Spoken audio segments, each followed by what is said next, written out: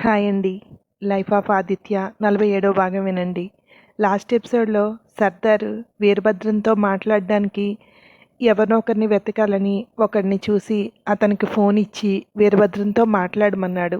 అక్కడి నుండి కొనసాగింపు. అతను, హలో వీరభద్రం, నీతో మా బాస్ మాట్లాడతారు. నీ కాబోయే అల్లుడు మా దగ్గర ఉన్నాడు అన్నాడు అతను ఫోన్లో.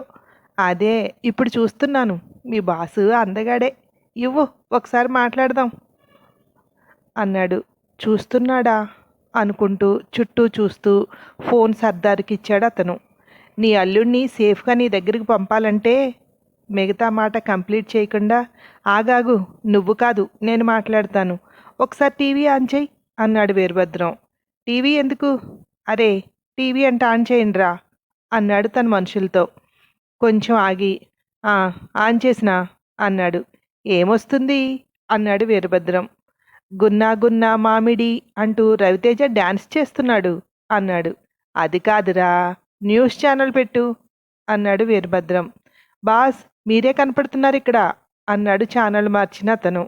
వెంటనే ఫోన్ పెట్టేసి, వీడి దగ్గర కెమెరా ఉందిరా, ఇదంతా షూట్ చేస్తున్నాడు అన్నాడు.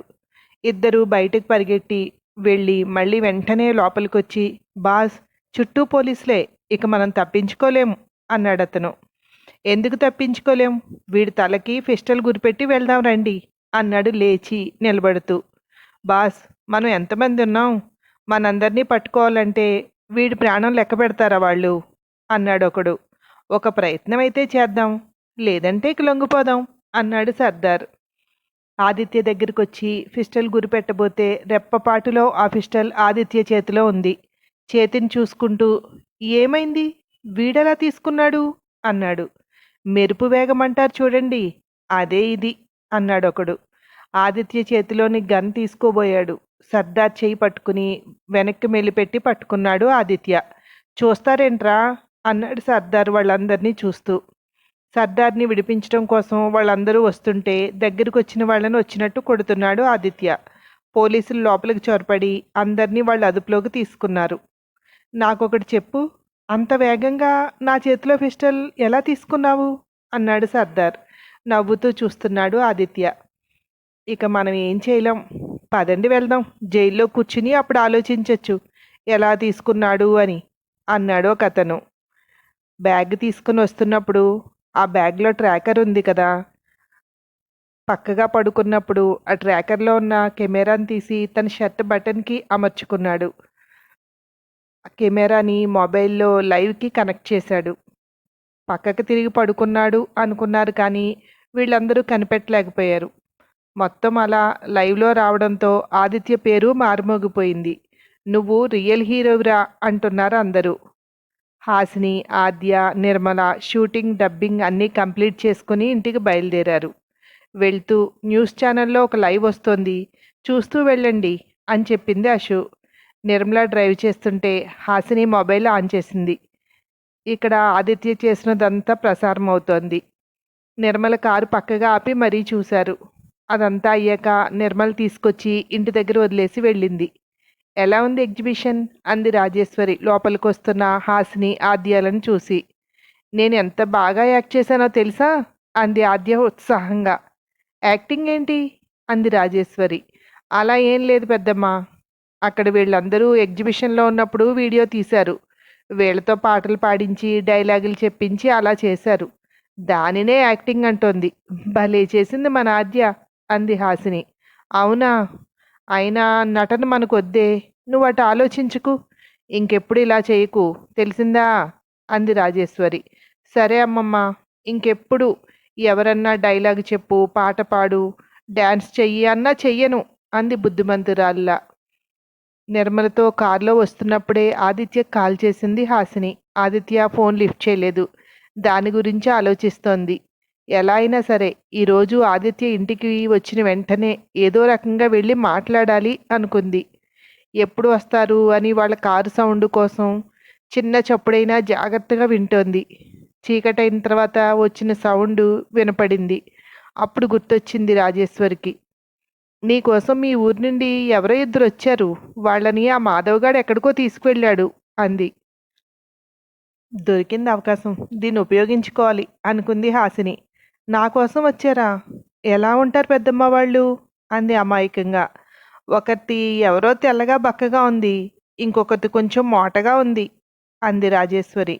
మా పిన్ని వాళ్ళ ఫ్రెండ్ ఇద్దరు వచ్చారేమో. అమ్మో, వాళ్ళిద్దరినీ తీసుకువెళ్ళి ఏం చేయలేదు కదా అంది.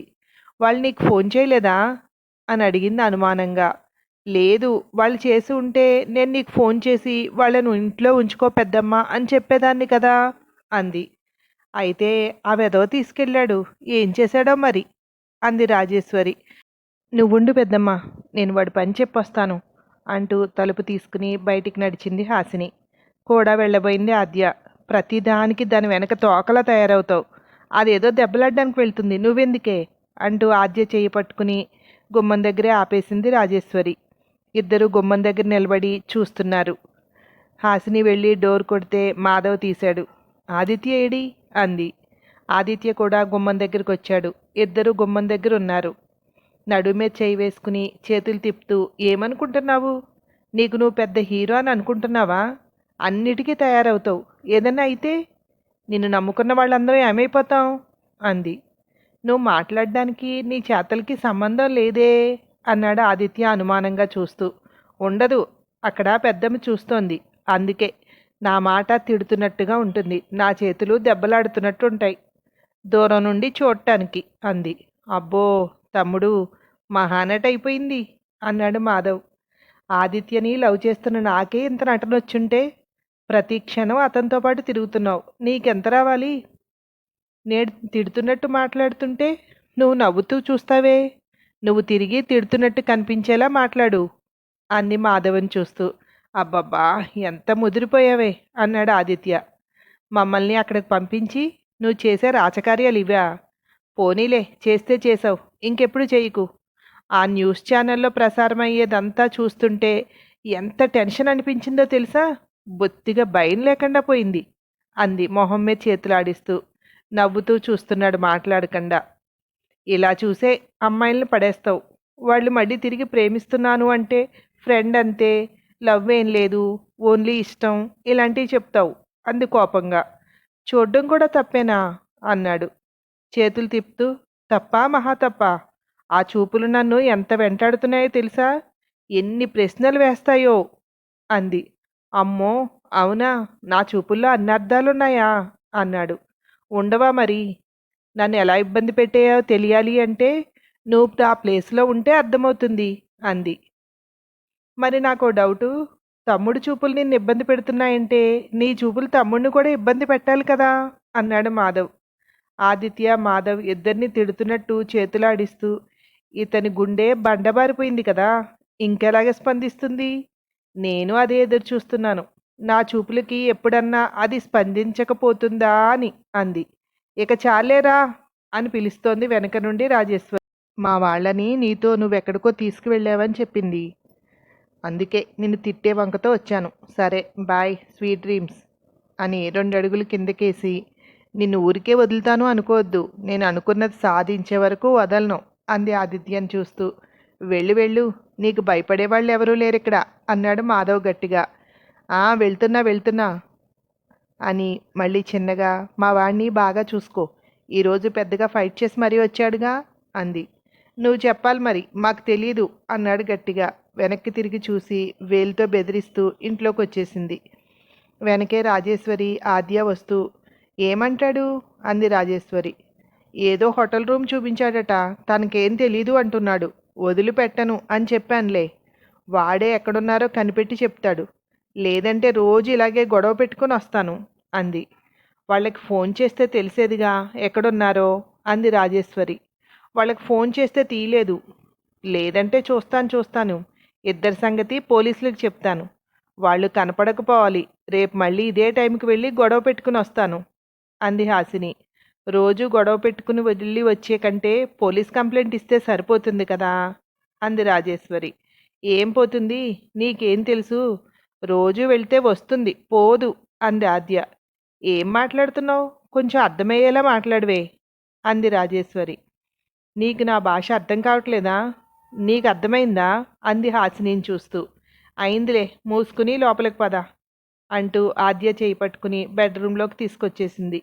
ఈ వంక పెట్టుకుని రోజు వెళ్ళి వాడితో మాట్లాడొద్దామనా?